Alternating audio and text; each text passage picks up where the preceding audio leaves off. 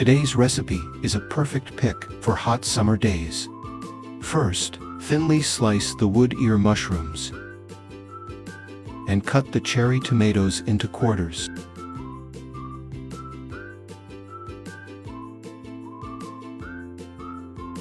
Mix the tomatoes and some edamame with black vinegar and shoyu to make a quick marinade.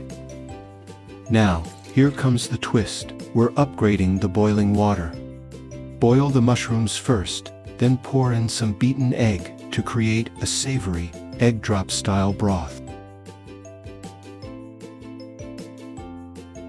Pour this special broth into your cup ramen and let it sit.